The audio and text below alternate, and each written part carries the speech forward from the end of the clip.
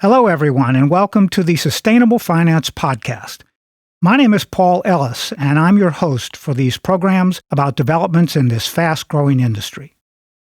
Green Scooter works at the cutting edge of the latest trends in renewable energy and urban transportation. The company manufactures a unique range of electric scooters designed for both commuter and cargo use.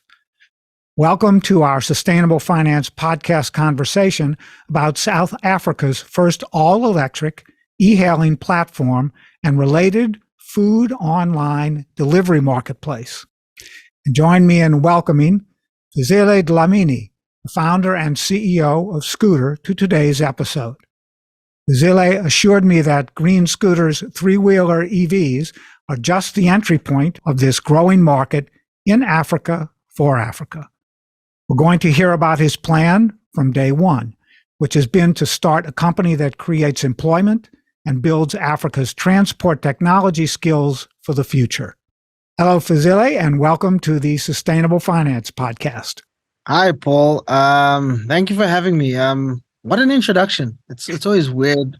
It's always weird when you hear yourself getting introduced. You're like, wow, that sounds really weird. I wonder who that guy is. Well, we're going to find out because he's going to tell us today, right now. So, Fezile, let's begin by you telling our Sustainable Finance Podcast followers about your intention to create a transportation solution for the first mile and the last mile of a commuter's journey. Yeah. So when I started the whole journey, it was literally from seeing something we see every day as commuters or as just the general public, which is I saw an elderly woman step out of a taxi, and looking at where I was at the time, she had to walk her last mile to get home. And that particular part of the journey, I mean, it's something we always see. Like, you walk out of your gate, you walk to your next taxi rank or bus station or bus stop, whatever have you, to eventually have access to your first mile or of your transport journey. Because then your mid-mile becomes what connects you to that other side. And then your final mile is obviously getting to work or getting to school. And when I looked at when I looked at that lady, I was like, I felt sorry for her, because I felt that people do not have to be subjected to such. You know, I felt that we needed something that was going to be affordable. I mean, there was Uber at the time, which was literally budding within South Africa. It was that e-hailing platform, and I had worked on numerous ideas in terms of how to rethink Uberization as a model, be it for people, be it for cargo, or other alternative experiences.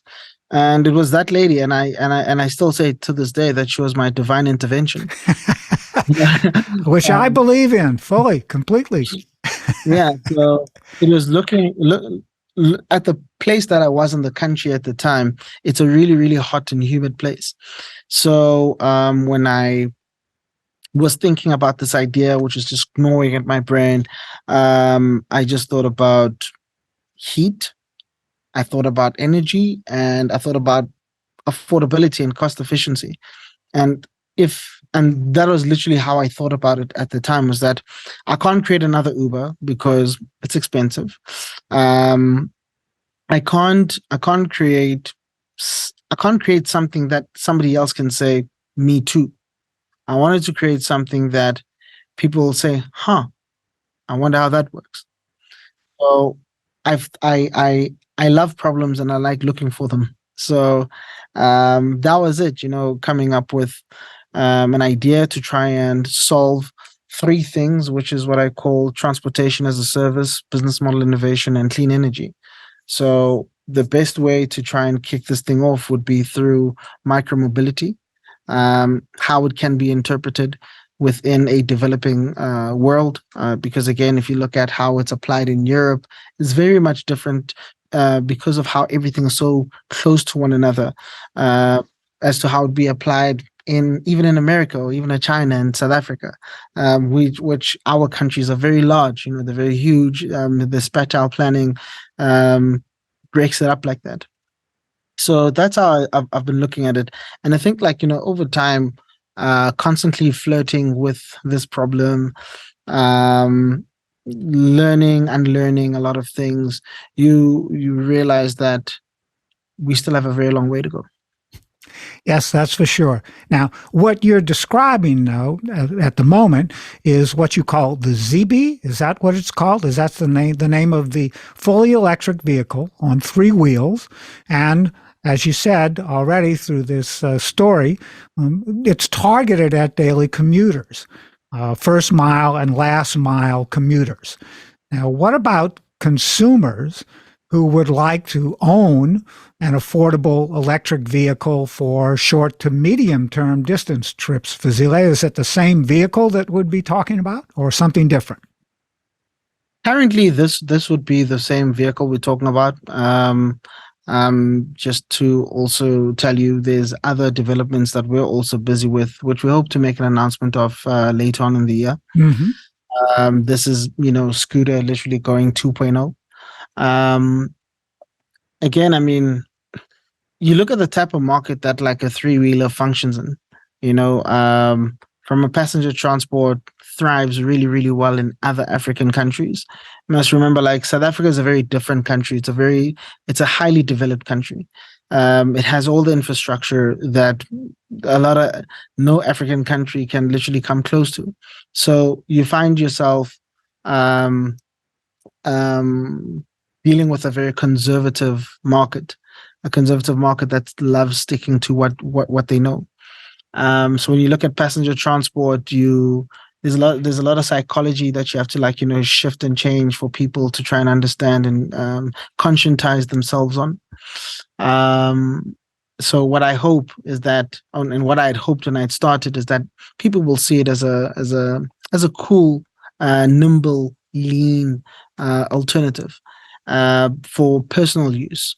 But again, not all people see things the same way. And like I said, what literally dictates what people purchase from a vehicle perspective in a country like South Africa is the spatial planning. And that's because people they live very far from work. But where we've managed to find our groove is within the cargo delivery space, and how we're onto something really amazing right now, especially with the different partners that we're working with. So we're redefining first mile, last mile delivery, especially first mile, because first mile, a lot of people talk about it, but not within this particular space we're operating in. But I'm hoping that over time, just to close off with this answer, I'm hoping that within the next 5 years, we will be developing, and we would have developed and launched two newer products. Those for like a delivery van, something I'm really passionate about. I'm really, really trying to achieve, and also an SUV. If I don't go into the SUV passenger vehicle market, but when you look at the data in terms of what is the most consumed type of vehicle, like even in America, it's a pickup truck. Pickup truck is number one sales, I think. Always in America. So you look at that and you translate it into South Africa, it's the commercial. So like a delivery van or a pickup truck also is very popular. So when we now look at which market we're trying to tackle, I'm now focused on this particular segment. Again, I think it's something that will mature with time, because it's why we're trying to solve that particular problem within that market segment. What are we trying to do better? Who's contributing the most when it comes to carbon emissions? What charging networks are we looking at? I was about to go off on another tangent. That's okay, but what you're describing now, I believe, is what you call the ZB Cargo. At least in the current version, it's a beefier cousin of the ZB, which sports a secure cargo hold instead of passenger seats. And it can be used for quick and easy deliveries around town or as a business hub on wheels. Am I correct about this? Is this what you're talking about? Yeah, that is exactly it. And where we are, like right now, where we got some great blue chip clients. One that I'm really proud of, that we're working with through another company called Triplo, is PepsiCo.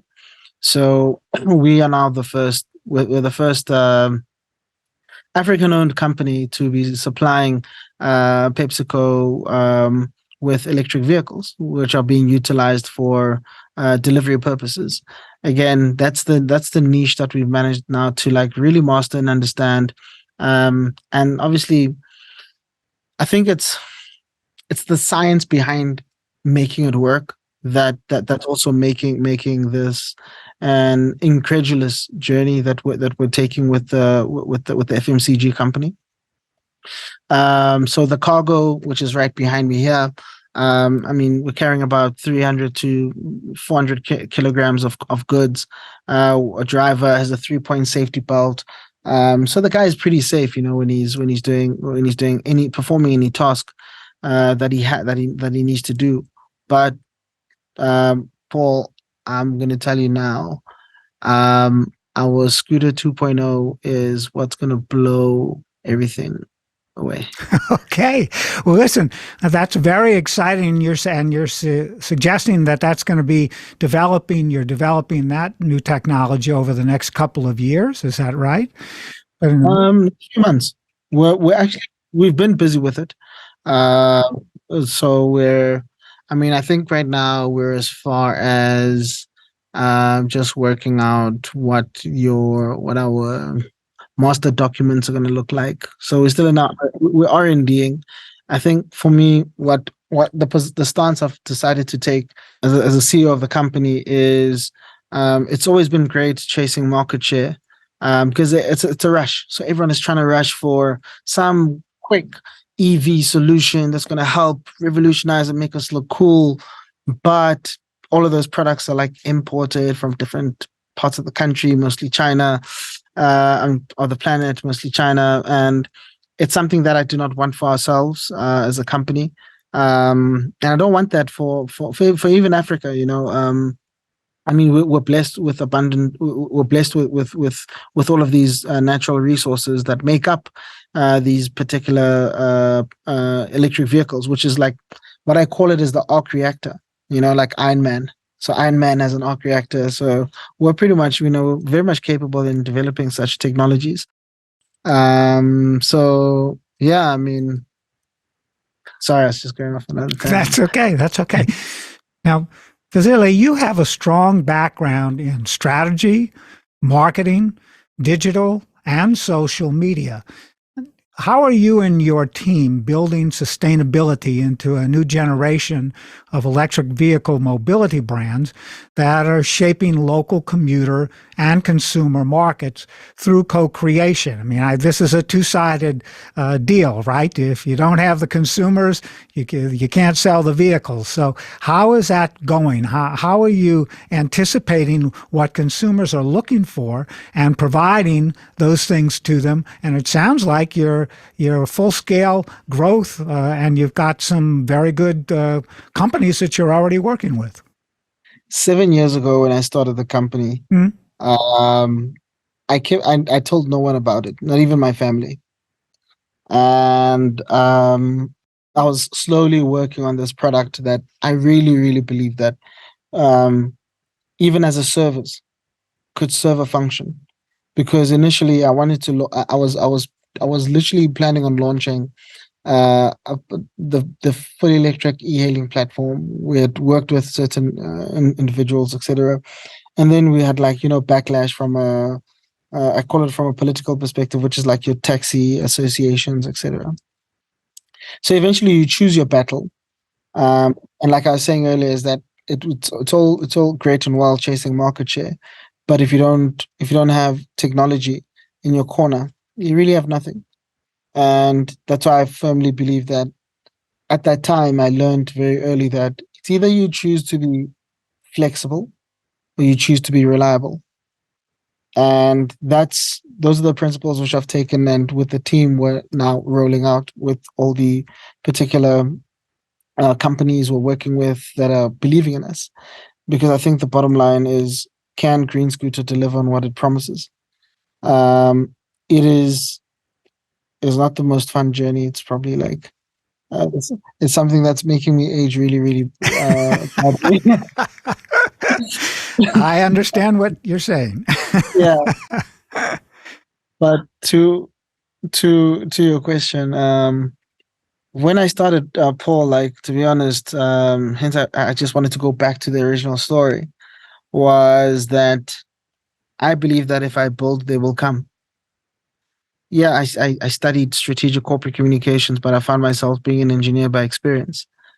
And I think that happens a lot for a lot of people that are that have addictive personalities on positive things, on things that are life changing. When I find myself in something, I just keep on. I'm a dog that's just looking for this bone. I'll keep digging until I find it. That's what I did with the company. So again, it's the story that you tell. It's the story that you share. It's proving yourself wrong. And when people see this resilience, when people see this, um, that this guy is not going anywhere anytime soon. Like, we've seen a lot of brands, a lot of people come and go within the space, and people will buy the product, which is great, but they'll also buy the vision of the person. So, I mean, DeLorean DMC was a great product. It's just over time, it just got toxic for itself. And I hope that we also don't go that particular path. Um, but yeah, I mean, we built, people came, we showed, we took many, many losses. I mean, I paid my school fees. I'm still paying my school fees. And it's also one thing I had to learn over the past 2 months, because of having supply chain constraints. It is being open and honest with your customers. Like, people spend a lot of money to purchase our product, and when we start having supply chain constraints, that are literally like out of our hands, because we just have to sit and wait. The I think China had its own lockdown again, probably back in November, December, which affected the delivery of certain components to our other suppliers in India. Um, it literally had all of us like this, and then you also have customers that you have to constantly try and reassure that I'm not stealing your money. Like, your money is literally went into building this product, but I'm just stuck and I have to send back certain products. And so it comes with its own journeys. Like I said, I hope I've answered and given you more. Well, first of all, I want to let you know that 5 years ago, I had no intention of starting a podcast platform. So you can see where I'm at these days with the development of my business, and it's challenging every single day. I completely agree with you. Also, I think that when I have conversations with entrepreneurs like yourself, you can read a story about what's happening with large publicly traded companies about essentially the same supply chain issues that come up for those companies in the news, or hear it on the news, but you don't get the same kind of feeling, in my experience, that you do when I have a conversation like this with someone like yourself. So let's leap forward in our minds and ask you to share your 10-year vision for an EV-based mobility future in Africa's fast-growing economies. End today's program. Funny enough, today I had a meeting, and the meeting was about. I'd once presented something last year at an event, and I spoke about developing the value chain for electric vehicles in South Africa, for the West in South Africa, and how does it look like? And that's what I see. I see myself over the next 10 years. In the next 10 years, I'll be 42 years old.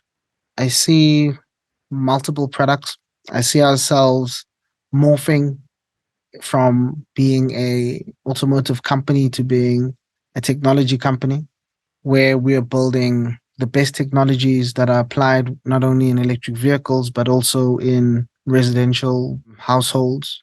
I see 1 in 10 vehicles in South Africa probably being mine, that's on the road, product that we built, with the people that we care about in mind. I see our own version of Singapore. How Singapore has really developed its economy over 50 years is amazing. It's mind blowing. It's out of this world. I see the same thing. I see a smart city, and I really want to call it Scooter City. Okay. Uh, Fezile, I'm going to have to stop you here because we're just about out of time. I know we could go on for hours. I love hearing these kinds of stories, but if you could let our followers know where online they can learn more about Scooter and other investment opportunities in South Africa's growing economy, and how can they get in touch with you to learn more about the topics that we've discussed in today's episode? People can get a hold of me through our website, www.greenscooterza.com. They could also send us an email, admin@greenscooterza.com. Social media, people can also follow us, Scooter RSA. Then that's on all social platforms, Twitter, Facebook, Instagram, and LinkedIn. So that's where we are. That's where we mostly talking. And I mean, right now, if you're an investor and you're looking at where is the next gold mine, it's pretty much back in Africa. and I agree.